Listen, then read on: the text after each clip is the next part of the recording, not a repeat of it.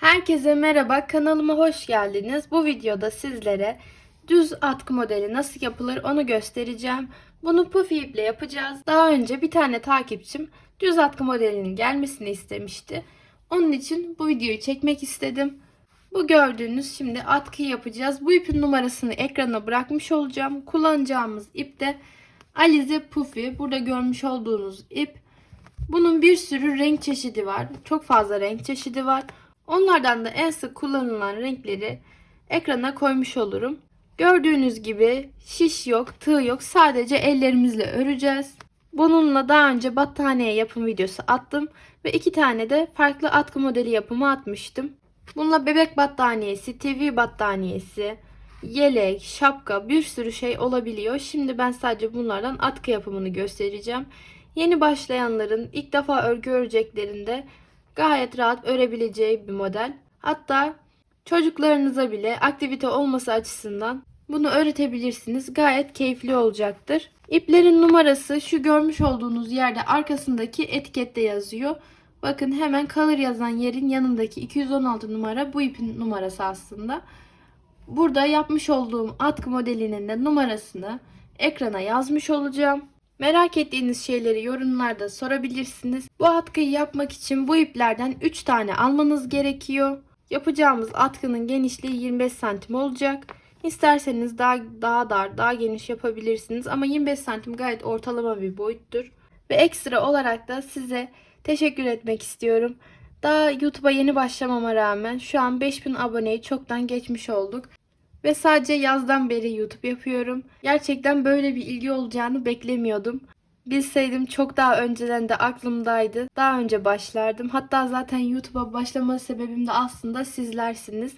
Daha öncesinde çanta yapım videolarını, atkı yapım videolarını çokça istemiştiniz. YouTube çekmemi çok istiyordunuz. Bu yüzden başlamıştım. İyi ki de başlamışım diyorum. Benim için de çok güzel bir deneyim oluyor. Ve yorumlarınız benim için çok değerli. Yapıcı eleştirilerinizi de lütfen yorumlara yazmayı unutmayın. Şimdi atkının yapımına geçelim. Şimdi örgümüze başlarken ilk olarak yapmamız gereken şey ilmek açmak olacak. Şimdi bu ilmeklerin arasında ipler var. Şöyle arasını açarsanız göreceksiniz. Hepsinin arasında ip var. Bu ipleri kestiğimizde bu ilmek ilmek duran ip düz bir ip haline geliyor. Arasına direkt şöyle makas geçirip kesebilirsiniz. Bakın makası geçirdim. Kestiğim gibi zaten açılıyor bu şekilde. Ardından size kaç santim yapmamız gerektiğini söyleyeyim. Normalde ben atkıların genişliğini 25 santim yapıyorum. 25 santim yapmak için de 13 ilmek saymamız gerekiyor. İlk önce 25 santim olması için 13 tane ilmeğimi sayıyorum. 1, 2, 3, 4, 5, 6, 7, 8, 9, 10, 11, 12, 13. 13 tane ilmeğimi saydım. Şimdi bunu böyle bu tarafa doğru bırakıyorum. Bıraktım. Ve 14. ilmeğimi şöyle elimle tutuyorum. Bu 14. ilmeğim. Bu da 13. en son saydığım. Arkadan öne olacak şekilde içinden geçireceğim. Nasıl? Şimdi burası ön kısım. Burası da arka kısım. Arkadan öne olacak şekilde sıradakini geçireceğim. Burası da yumaktan gelen ipim zaten. Arkadan öne olacak şekilde ilmeğimi geçirdim. Sonra sıradakine geçiyorum. Arkadan öne olacak şekilde geçiriyorum. Bakın bunu da bu şekilde geçirdim. Devam ediyorum. Arkadan öne. Yani bu ilmeğin arkasından önüne doğru. İlmeklerimi geçirerek ilerliyorum.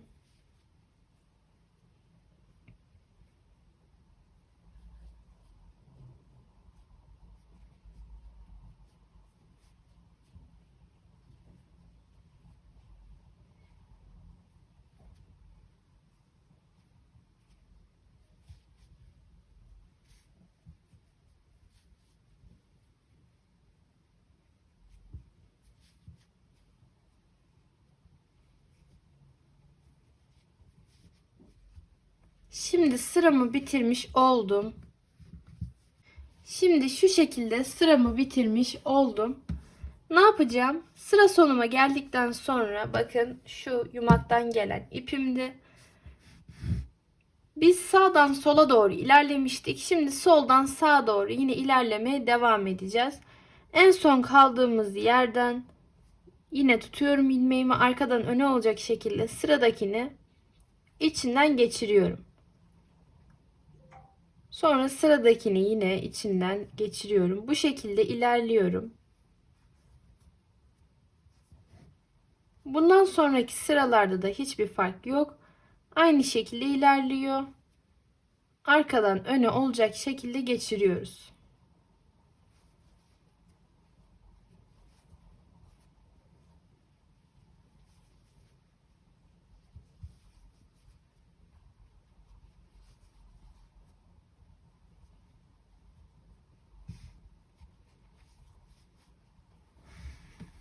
Bu sırayı da bu şekilde geçirdik.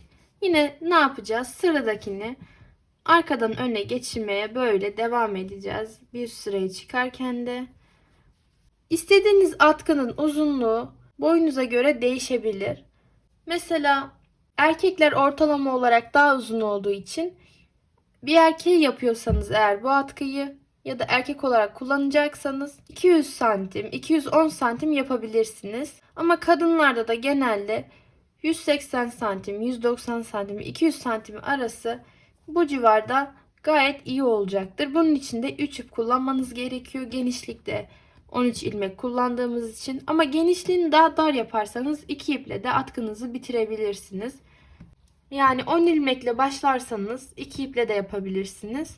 Ama eğer 13 ilmekle başlayacaksanız 25 santim genişlik için 3 ip kullanmanız gerekiyor. Atkımın ilerlemiş halde bu şekilde oluyor. Şimdi ben burada size atkı nasıl kapatılır, şu ipleri nasıl gizlenir ve yeni ipe nasıl geçilir bu videoda göstermeyeceğim. Bundan önceki videolarımda, birkaç video öncesinde ya da önceki videoda olabilir.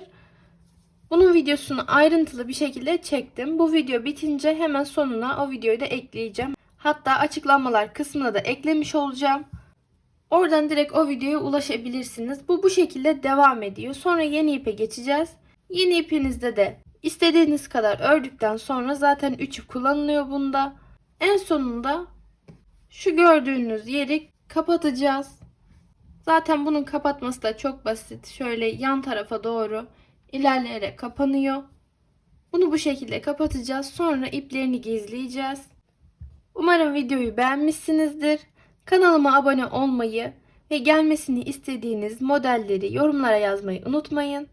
Kendinize iyi bakın, hoşça kalın.